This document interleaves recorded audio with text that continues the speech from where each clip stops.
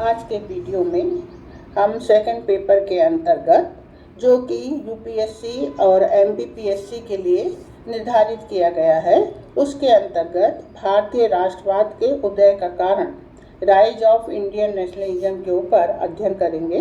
विषय जो है इतिहास से ज़्यादा संबंधित है, इसलिए मैं समाजशास्त्र के विद्यार्थियों को इसको डिटेल में पढ़ाना चाहूँगी। तो वीडियो लंबा होगा, इसलिए आप लोग को 2 भागों में इसे पढ़ना होगा। तो हम देखते हैं कि सब में पहले राष्ट्र क्या है।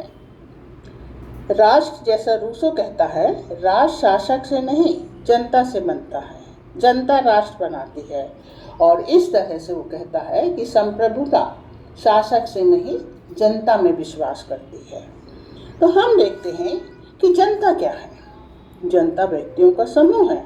तो रामजी म्यूर ने राष्ट्र की परिभाषा देते हुए लिखा है कि राष्ट्र एक वह जन समूह है जिसके सदस्य अपने को स्वाभाविक रूप से एकता के सूत्र में बंधा हुआ अनुभव करते हैं, साथ रहने में प्रसन्नता का अनुभव करते हैं, पृथक रहने पर दुखी होते हैं और ऐसे लोगों की अधीनता सहन नहीं कर सकते जो इन बंधनों के अंतर्गत नहीं आते हैं। इस तरह हम देखते हैं कि राष्ट्र के अंतर्गत जो मुख्य तत्व है वो है लोगों का समूह, और इन लोगों में सामुदायिक भावना, हम की भावना का जागरण होना आवश्यक है। और इस भावना के कारण वे अपने को एकता के सूत्र में बंधा हुआ अनुभव करते हैं और वे एक साथ संगठित होकर स्वतंत्र रूप में रहना चाहते हैं। तो इस प्रकार से जब हम ये तत्व एक जन समूह में पाते हैं तो हम कहते हैं कि ऐसा जन समूह जो है वो राष्ट्र कहलाता है। अब राष्ट्र से ही क्या बनती है? राष्ट्रीयता बनती है।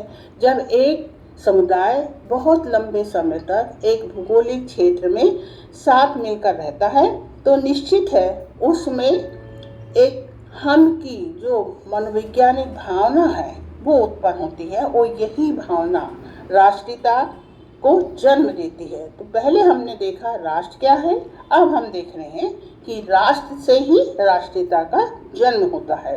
तो राष्ट्रीयता उस जन समूह में पाई जाने वाली भावना है जो एक राष्ट्र के लोगों के हृदय में पाई जाती है, एक राष्ट्र के लोगों के हृदय में पाई जाती है, जिसमें देश प्रेम, राजभक्ति और आत्मिकता की भावना की अभिव्यक्ति होती है। अर्थात राष्ट्रीयता में स्वतंत्रता, समानता, एकता तथा बंधुत्व की भावना का समावेश होता है। और ये भावनाएं जो मैंने आपको ऊपर 3 तत्व बताए हैं उनके ही समावेश का एक रूप है।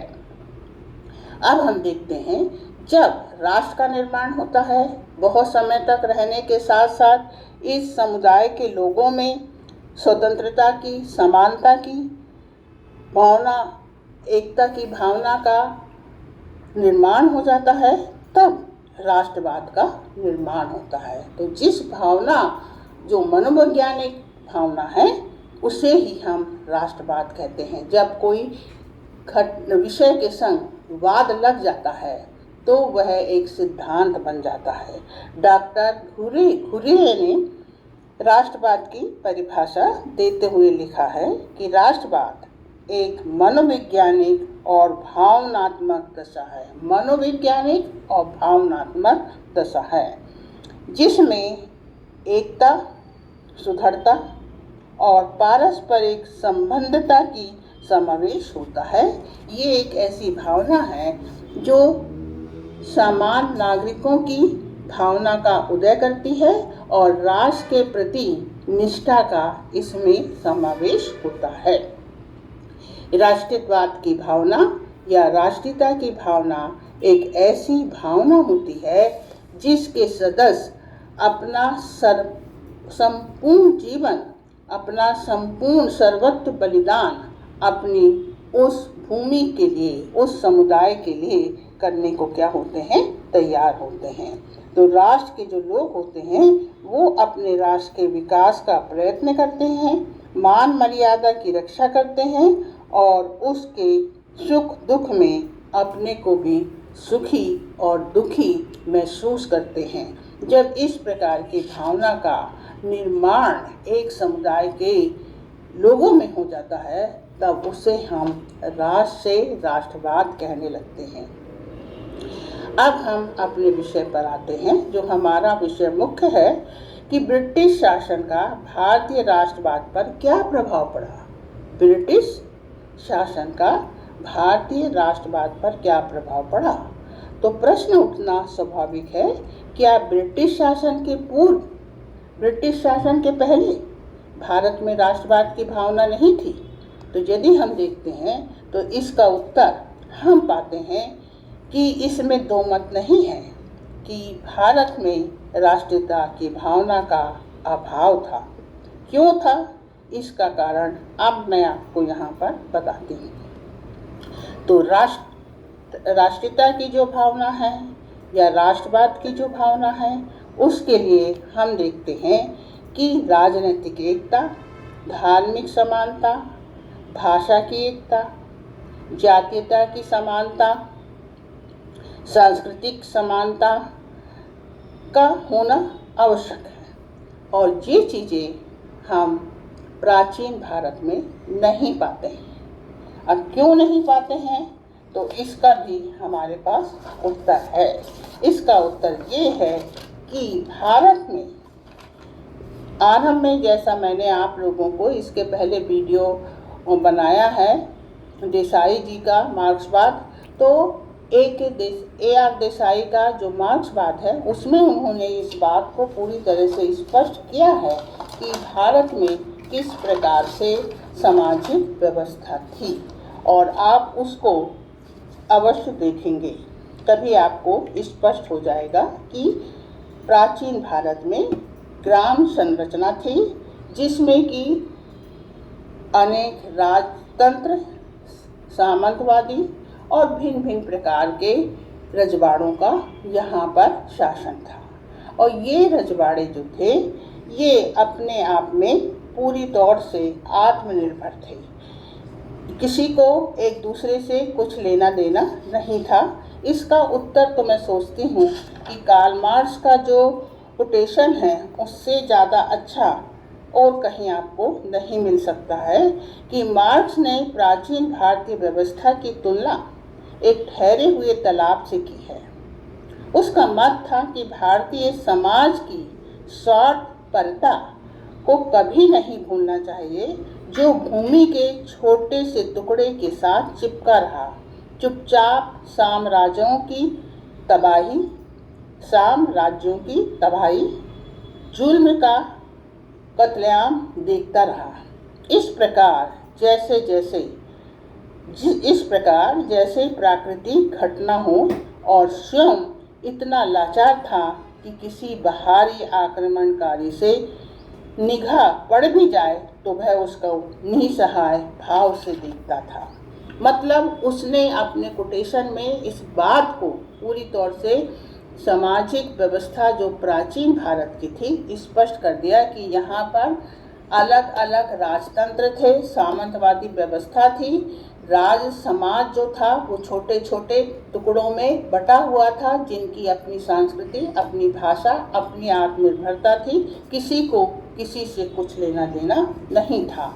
तो हम फिर भी इसके बाद भी हम ये पाते हैं कि भारत में अशोक का जो साम्राज्य था, अशोक के साम्राज्य के समय भारत एक छत्रछाया के रूप में हमें दिखाई देता है। मौर्य काल में जो अशोक का शासन है उसकी कौटिल्य ने जो व्याख्या की है उसने बताया है। साथ ही इसका उत्तर हमें कल्हण की राजतरंगिणी में भी मिलता है कि उत्तर पश्चिम से सिंधु कुश से लेकर कश्मीर तक, दक्षिण पूर्व में बंगाल की खाड़ी, उत्तर में हिमालय पर्वत से लेकर दक्षिण में मैसूर तक अशोक साम्राज्य फैला हुआ था। किंतु अशोक साम्राज्य के पतन के साथ ही हम देखते हैं सिकंदर का आक्रमण होता है, जो हमें इतिहास बताता है।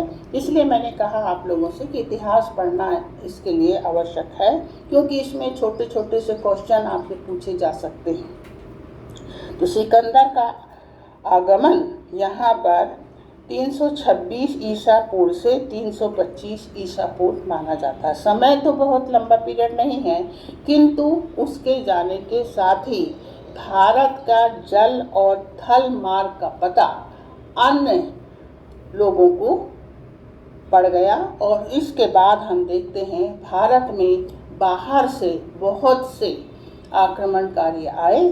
कुछ तो केवल लूट पटोट करने के लिए आए, परंतु कुछ जो थे उन्होंने यहाँ पर अपना शासन स्थापित किया और यहीं के होके रह गए, जिसमें हम देखते हैं फिरात हैं, यवन हैं, शक हैं, पल्लव हैं, कुषाण हैं।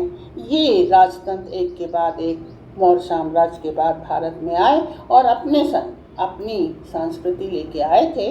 यद्यपि उन्होंने यहाँ पर भारत की संस्कृति के संग अपना समावेश कर लिया, किंतु फिर से हम देखते हैं कि भारतीय संस्कृति में जो है और बाहरी देशों की संस्कृति का क्या हो गया, मेल हो गया। इसीलिए भारत की संस्कृति के लिए सर जॉन स्ट्रेची ने लिखा है कि भारत में इतनी विभिन्नताएं थी कि भारत एक राष्ट्र कभी नहीं था, और ना ही उसमें एक विचारधारा थी और ना ही किसी प्रकार की सामाजिक, राजनीतिक, भूगोलिक अथवा धार्मिक एकता पाई जाती थी। ना कोई भारतीय राष्ट्र था और ना कोई भारतीय ही था, और ना कोई भारतीय ही था। साथ ही हम देखते हैं सर जॉन शीले ने लिखा है कि भारत एक राजनीतिक नहीं वरन एक भूगोलिक नाम है, जिस प्रकार यूरोप और अफ्रीका है।